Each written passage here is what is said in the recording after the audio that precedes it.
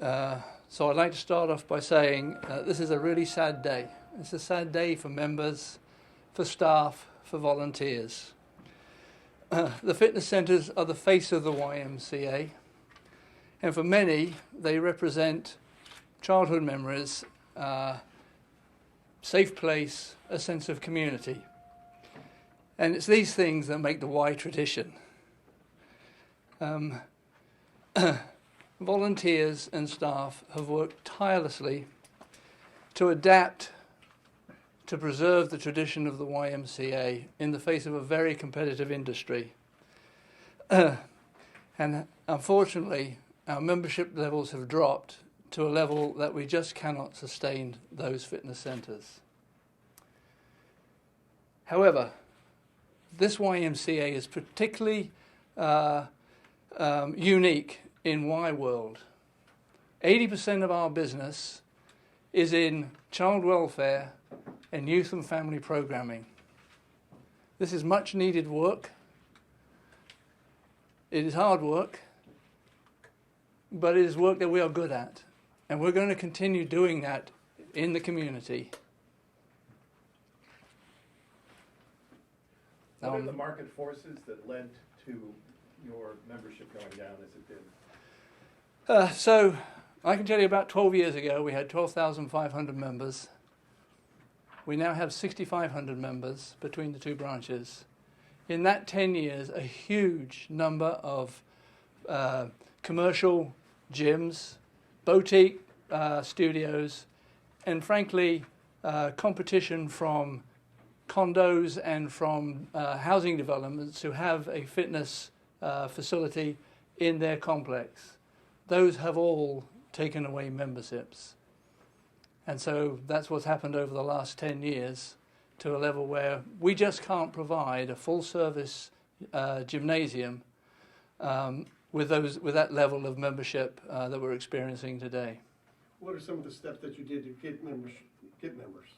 So we've done a lot of things. We've obviously cut costs. That's the first thing that you do. You cut cost. We've also restructured our pricing mechanisms. We've done that a number of times. We've tried to provide incentives, and in more recent time, we have reduced prices to be more competitive with some of these other gymnasiums in town. So we have done those things. We've actually gotten to a point where we can't cost cut our way to prosperity. It's really a revenue issue, and that really comes back down to membership units.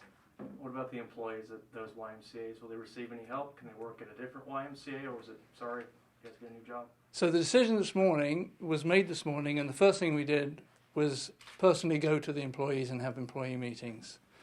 I can't thank the employees enough for the amount of energy and effort and time that they have put into trying to turn this YMCA around. We're going to do everything we possibly can for our employees.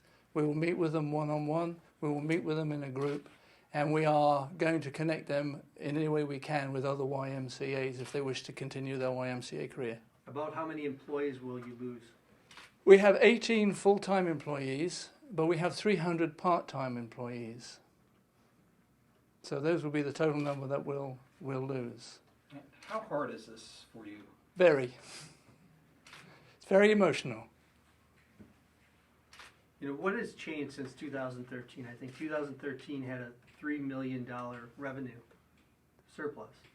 And I think last year, according to the tax returns, you had a $1.6 million loss. So in 2013, when you're reading a tax return, it's difficult to know how to break that down. But when you're reading a tax return in 2013, we had a large grant from the Y Foundation that helped us restructure our debt.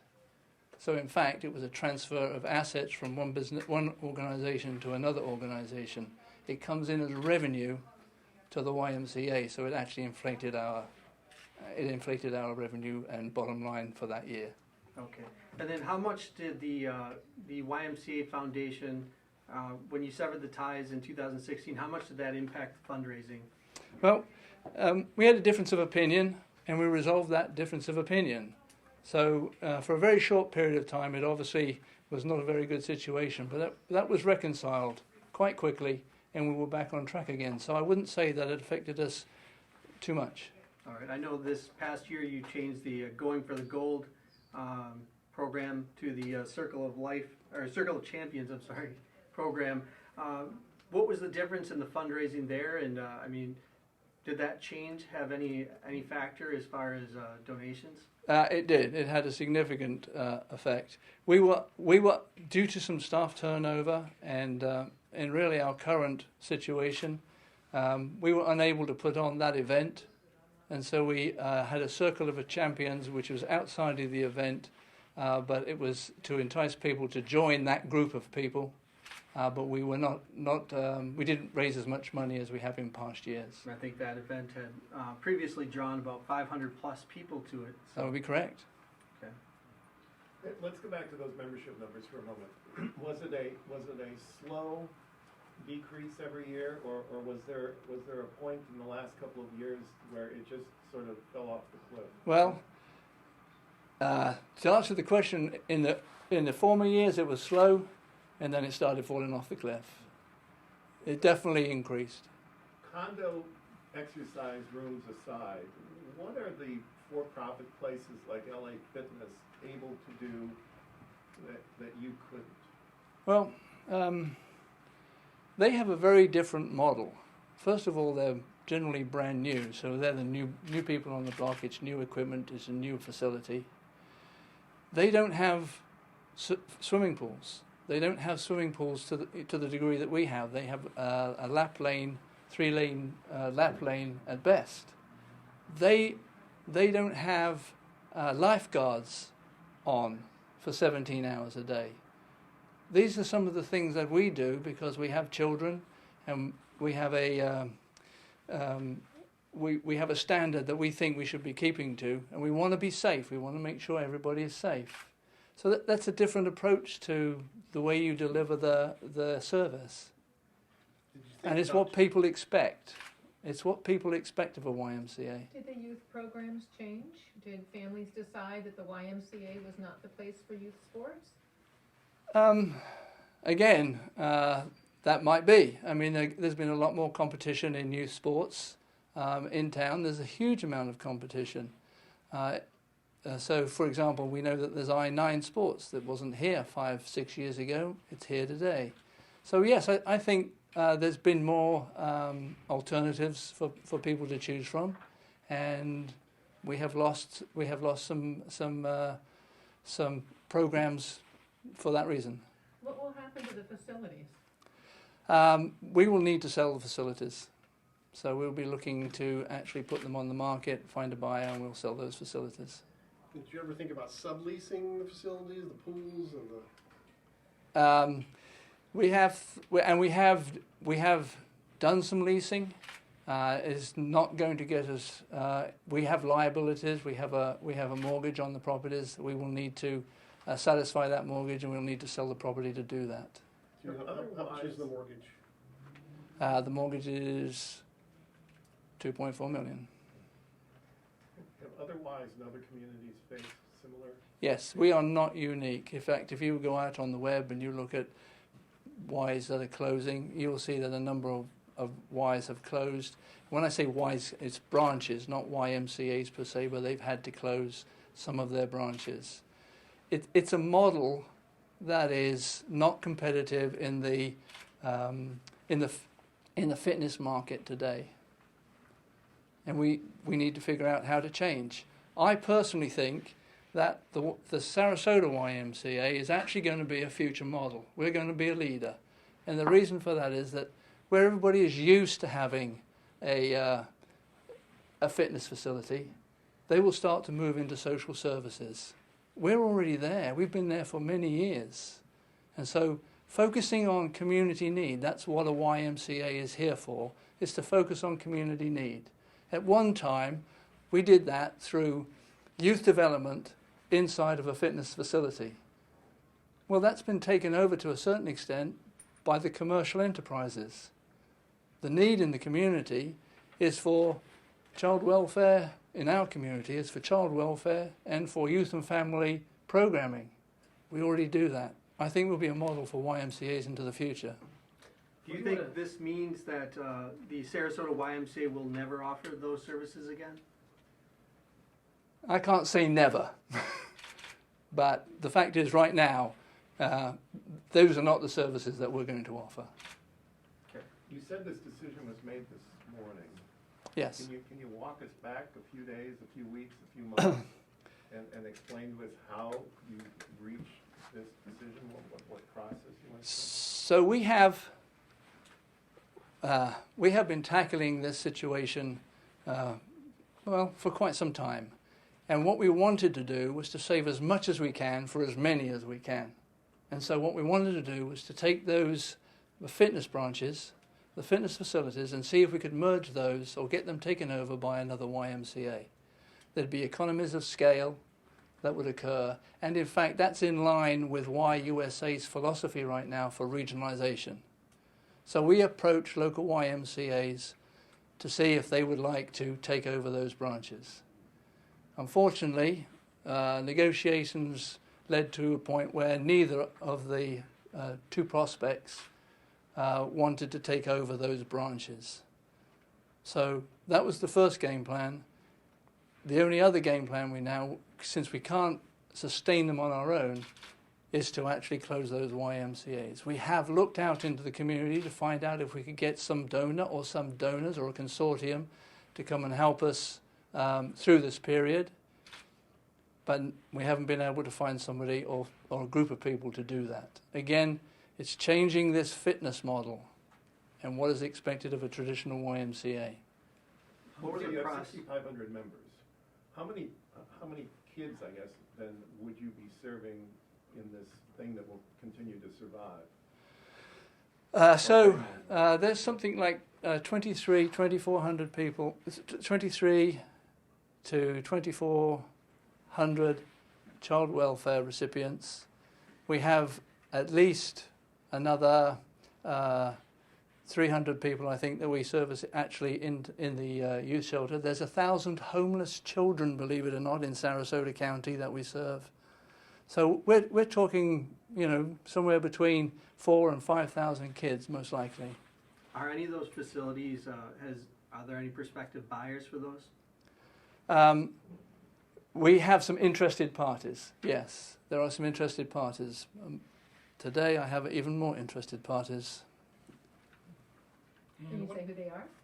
I do not know who they are. And what do you want to tell your staff and members who are obviously distraught by all this today, the news that they're hearing today? All I can do is thank them. I mean, that's all I can do, is I can thank them, and I'm sorry that we're in this position. The staff have been absolutely superb. They're amazing, and that's really, very close to me because I work very closely with them. For the members, I got to thank them for being members because they're the 6,500 members that are actually here today. I think that's it. Now, have any of the board members offered to resign, or are they planning to? There's no resignations planned at this time. I guess I'm a little confused. And people who know me know I spend most of my time being confused, but clearly there was an issue, and there had been an issue for a long time. There are similar or nonprofits who have been in similar circumstances, and they put the call out, and they call us, and they ask us to do stories and things. I guess being a member, I sensed that there was a problem because, you'd go into the locker room some days and 2 of the showers would be working, or the pool would not be working for a period of time. So I sensed that there was obviously, at the very least, a maintenance problem or maybe a cash flow problem or something. But am I wrong, or did you try to resolve this issue kind of quietly, as opposed to going public and saying, Sarasota, we got a problem, we need your help? I think we were quieter about it, but it's not that we didn't go out into the community. So we went out into the community trying to get help. I think everybody knew that we were struggling. And so that's how we've approached it. I think the official day they're both closed is what, September 13th? It does. Like, for members, when they go to the gym before that time, they can start to see things like less employees they may have known being there, equipment being moved around, less amenities, stuff like that, leading up to that date. I'm sorry. Are you guys going to start to close the YMCA's down gradually before that date for members? So who are going? we're going to take that day by day. Okay, the important thing is to be safe. So if we think that it's not safe, we will have to close that area down. So for example, if the swimming pool, if we do not have enough lifeguards, then we will have to make a decision on the swimming pool. Maybe we will cut back on hours first before we actually close it down. But we're going to run a safe facility. No chance, nobody out there, obviously you've asked, but decision's been made, it's a done deal. If somebody comes through with enough money, maybe not. But we would have to seriously think about that. I think, if there's a Hail Mary out there, please step up. How much would that be? It would be a lot of money. It would be a lot of money. I don't want to put a number on it because I don't think that's my position to do that right now. It would be a lot of money. Wasn't that what originally it was? I beg your pardon? Wasn't that originally what it was? What? Oh, somebody donating money, Frank Berlin. And Yes. so what makes that difference today? So it's all a matter of the amount of support that a YMCA gets. And again, remember, the face of the YMCA is a fitness center. Now, years ago, back in 1945 when we started up, there weren't fitness centers here. And Frank G. Berlin and some others said, this is what we need. We're going to serve the community. It was a smaller community. You were the hub of the community. Sarasota's grown. Competition has come in. And the people we've talked to try and raise additional money have said, I'm not going to invest in a gym. That's the way they see it. And so consequently, I think it's just a different environment today. And that's what makes it sad.